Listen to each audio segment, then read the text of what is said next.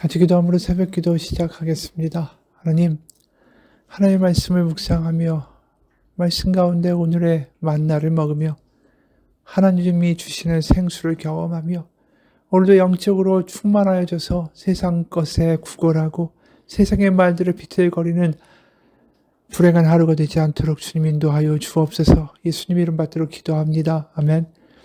오늘 말씀은 요한복음 14장 15절에서 21절까지의 말씀입니다. 요한복음 14장 15절에서 21절까지의 말씀입니다. 너희가 나를 사랑하면 나의 계명을 지키리라. 내가 아버지께 구하겠으니 그는 또 다른 보혜사를 너희에게 주사 영원토록 너희와 함께 있게 하리니 그는 진리의 영이라. 세상은 능히 그를 받지 못하나니 이는 그를 보지도 못하고 알지도 못함이라. 그러나 너희는 그를 아나니 그는 너희와 함께 거하심이요 또 너희 속에 계시겠음이라. 내가 너희를 고아와 같이 버려두지 아니하고 너희에게로 오리라. 조금 있으면 세상은 다시 나를 보지 못할 것이로되 너희는 나를 보리니 이는 내가 살아있고 너희도 살아있겠음이라. 그날에는 내가 아버지 안에 너희가 내 안에 내가 너희 안에 있는 것을 너희가 알리라. 나의 계명을 지키는 자라야 나를 사랑하는 자니 나를 사랑하는 자는 내 아버지께 사랑을 받을 것이요 나도 그를 사랑하여 그에게 나를 나타내리라. 아멘. 어제 말씀 가운데 이런 말씀이 있었죠. 12절에서 14절. 내가 진실로 진실로 너에게 이르노니 나를 믿는 자는 내가 하는 일을 그도 할 것이요 또한 그보다 큰 일도 하리니 이는 내가 아버지께로 감이라. 너희가 내 이름으로 무엇을 구하든지 내가 행하리니 이는 아버지로 하여금 아들로 말미암아 영광을 받으시게 하려 함이라. 내 이름으로 무엇인지 내게 구하면 내가 행하리라. 이 말씀이 무슨 말씀입니까? 바로 이 땅 가운데 하나님이 아무리 말씀하셔도 들리지 않고 보이지 않는 귀머거리와 장님이 된 하나님의 백성들에게 하나님이 이제 그 아들을 직접 보내셔서 하나님의 말씀을 보고 듣고 만질 수 있도록 그렇게 해주신 거죠. 예수님이 하신 모든 말과 행동과 반응과 표정이 바로 하나님의 반응이라는 것을 느끼게 되는 거죠. 그래서 요한복음에서 믿는다, 안다 이런 말은 그냥 지식적으로 안다라는 게 아닙니다. 그분이 이제 너무나도 가깝게 느껴지고 그분의 마음까지도 표정까지도 그분의 눈물까지도 안타까움까지도 다 느껴진다. 그게 하나님을 알게 된다는 뜻이에요. 그래서 실제로 요한복음 13장에서 세족식의 장면에서 끝까지 그들을 사랑하시는 그 장면을 경험한 모든 이들은 하나님의 마음이 어떤지를 우리와 같이 배반하고 얄팍하고 믿음이 정말 없고 내 생각으로만 하나님을 믿고 사는 그런 작자인 우리에게 끝까지 포기하지 않고 우리를 사랑해내신 하나님의 마음을 예수님은 보여주신 거죠. 그래서 아까 읽은 말씀 내 이름으로 무엇이든지 구하면 다 행하리라 라고 말씀하셨고 바로 그것이 아들로 말미암아 영광을 받으시게 하려 함이다 라고 말했는데 왜 예수님의 이름을 가지고 기도하면 그 기도에 대한 응답이 있을 것이다 라고 말하는 것일까요? 그건 바로 예수님이 하나님의 마음이다라는 것을 인정하는 것입니다. 예수님이 하나님의 마음을 드러내시고 바로 예수님에게 드러난 그 하나님의 마음을 나는 믿습니다. 나를 향한 하나님의 긍휼과 아픔도 알고 걸핏하면 믿음 가지고 살겠다 하지만 또 실족하는 나를 불행하게 살아가는 나를 불쌍히 바라보시는 하나님의 마음을 내가 압니다. 하나님의 사랑을 제가 믿습니다. 그게 예수님의 이름으로 기도한다는 뜻이죠. 그렇게 예수님의 이름으로 그분 안에 거하면서 기도할 때 우리에게는 하나님의 마음이 부어집니다. 하나님이 정말로 우리를 어떻게 보시는지 내가 스스로 만들어내는 생각이 아니라 하나님이 나를 바라보시는 마음, 그분의 사랑, 그분의 그 깊은 사랑의 경지가 나에게 경험되죠. 어떻게요? 성령을 통해서. 바로 요한복음에서 가장 큰 복, 그리고 하나님이 이루시는 가장 큰 일이 무엇이냐 하면 바로 우리 안에 하나님의 나라, 하나님의 성령, 하나님의 마음이 절절히 경험되는 것. 그래서 하나님을 알게 되는 것, 하나님이 우리 안에, 우리가 하나님 안에 거하는 것, 그것이 요한복음이 말하는 가장 큰 일이죠. 그래서 우리가 아까 읽었던 요한복음 14장 14절에 내 이름으로 무엇인지 내게 구하면 내가 행하리라. 우리는 이 말씀을 읽으면서 우리가 예수님의 이름으로 구하면 돈도 생기고 차도 생기고 취업도 되고 성공도 하고, 그렇게 생각하면 참 답답한 거죠. 결국은 요한복음에서 궁극적으로 말하는 이루고자 해주시는 것, 가장 큰 복이 뭡니까? 바로 하나님의 아들 예수님을 통해서 하나님을 알게 되고 그분과 함께 살아가는 삶을 살아가는 것이 얼마나 큰 복인지 알게 되는 것. 그게 바로 요한복음에서 기도하면 이루어 주시겠다라는 가장 큰 일이다라는 겁니다. 그래서 오늘 14장에도 보면 가장 많이 나오는 단어가 뭔지 아십니까? 아내, 아버지 아내, 내 아내. 이런 아내라는 표현이 8번 나오고, 내 속에 이런 표현이 1번 나오고, 또 함께라는 단어가 2번 나옵니다. 그러니까 20절에 나오는 것처럼 그날에는 내가 아버지 안에, 너희가 내 안에, 내가 너희 안에 있는 것을 너희가 알리라. 느껴지는 거죠. 예수님이 하나님 안에 계신 것처럼 우리가 그 하나님과 밀접한 사랑과 자녀의 관계가 되었다라는 것이 느껴지고 감격이 되고 감동이 되는 삶이 이루어지게 될 것이다. 그날이라는 게 어느 날입니까? 바로 예수님이 십자가에 못 박혀 죽으시고 부활하시는 그 날을 말하는 거죠. 바로 물리적인 성전이 파괴되고 내가 사흘 만에 다시 일으키겠다라고 말씀하신 성전이 이루어지는 날. 요한복음 1장에서 인자 위로 천사가 하늘로부터 오르락내리락 하는 것을 보게 되는 그날이라는 거죠. 바로 그 일을 이루어 주시는 일이 예수님의 십자가와 부활이고, 그러면서 우리 가운데 실제적으로 성령님이 그 예수님을 통하여 우리 안에 그 모든 일들을 현실적으로 경험하게 해주시는 거죠.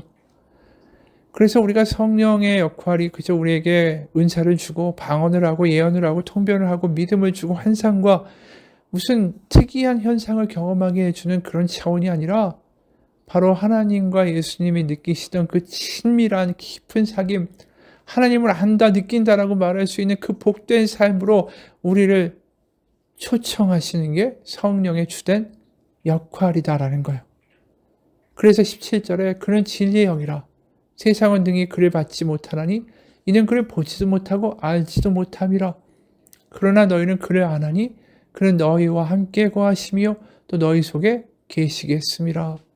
그렇죠. 성령을 통하여 하나님과 예수님 그 두 분의 친밀한 관계 속으로 우리가 빨려 들어가는 거예요.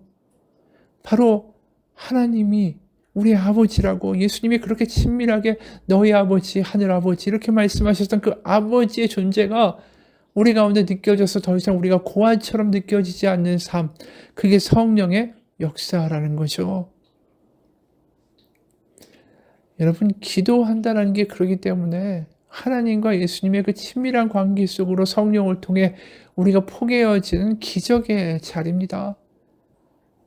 구약에서 보면 어떻게 감히 성전도 아니고, 그리고 또 성전의 제사를, 번제를 늘 드리고 속죄제를 드리고 그래야 하나님 곁에 앞에 간신히 나갈까 말까 하는 그 거리가 멀었던 관계가 사람과 하나님의 관계 아니었습니까? 그런데 성령을 통해서 우리가 어느 자리에 있던, 우리가 사무실에 있던, 가정에 있던, 교회에 있던, 일터에 있던, 병실에 있던 그 어느 곳이든 하나님 앞에 나아갈 때에 아버지라고 부를 때 하나님과 우리의 관계가 성령을 통해 하나 되는 것을 경험하게 되는 기도가 그래서 기적이다라는 거예요. 사라 코클리라는 신학자는 이런 말을 해요. 기독교인은 기도 안에서 하나님과 또 성령 사이의 대화를 참여함으로 예수 그리스도의 삶에 점점 더 다가서게 된다. 그렇죠. 아까 말한 대로 예수님과 하나님과의 그 친밀한 관계를 성령을 통하여 우리가 경험함으로 하나님과 우리가 더 가까워지는 것을 경험하게 되는 것. 그게 기도다. 그래서 성령을 통해서 우리는 하나님과 더 가까워지는 기도 가운데 들어갈 수 있는 것.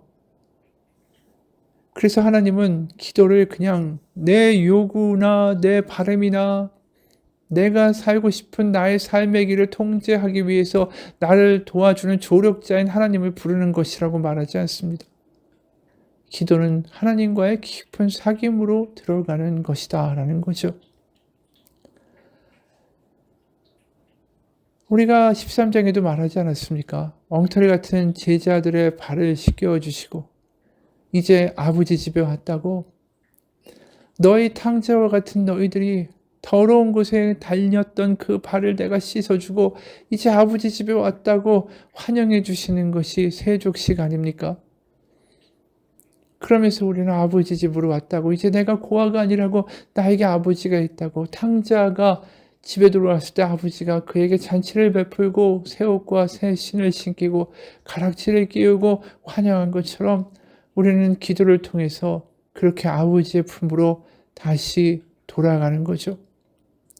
죄된 곳을 향하여 달려갔고 내 생각대로 마구 달려가기만 했던 그 발들을 다 정결하게 씻고 이제 주님 앞에 나와 아버지라고 부르게 되는 그 기도. 그러면서 우리는 다른 생각을 하게 되고 다른 마음을 품게 되고 다른 시각을 가지고 살아갈 수 있는 삶이 열리기 시작합니다. 기도를 통해서 새로운 삶이 열리는 거예요. 새로운 지경이 열리는 거고 새로운 생각이 열리게 되는 것입니다. 순복음교회 김영실 집사님이란 분이 있는데 이분이 참 기도를 열심히 하는 분이었대요. 근데 이분의 소원이 자나깨나 온 가정의 식구들이 정말 예수님 잘 믿게 되고 복음 알게 되는 거, 그게 소원이었답니다. 이를 위하여 새벽 기도에도 저녁에도 쉬지 않고 기도했는데 응답이 안 되는 거예요. 남편은 더 방탕하고 술에 취해 있고 아들은 실업자가 돼서 낙심 중에 나 죽어버리겠다는 말만 하고, 그래도 집사님 계속해서 기도를 했죠. 그런데 어느 날 하나님이 이런 마음을 주시더라는 거예요. 너는 지금 살인죄를 범하고 있다. 왜 너는 남편을 미워만 하고 있느냐. 그래서 응답이 없는 거다라는 깨달음이었어요. 그러면서 그 자리에서 하나님, 제가 잘못했습니다. 저 죄를 용서하옵소서. 정말 밤을 새워가면서 눈물로 회개하고 난 다음에 이 남편에 대한 마음이 확 달라지다라는 거예요. 그리고 그 다음 날 늘 난 실망해서 죽어버리겠다고 말했던 그 아들이 어머니한테 갑자기 오더니, 어머니 저 불효자입니다. 제가 더 열심히 해서 어머님 잘 모시겠습니다. 이렇게 말을 하는 일이 벌어지더라는 거예요. 남편도 그렇게 술을 좋아하던 사람이 술을 점점점 끊는 일이 벌어졌다라는 거죠. 여러분, 내 생각을 가지고 기도하면 내 생각대로 안 되는 것 때문에 우리는 기도를 포기하게 됩니다. 하지만 우리가 하나님 안에 교제하며 하나님 안에 있고 하나님이 우리 안에 계시고 그분의 사랑과 그분의 그 살아계심이 우리 가운데 절절하게 느껴지면 우리는 다른 생각을 하게 되는 거죠.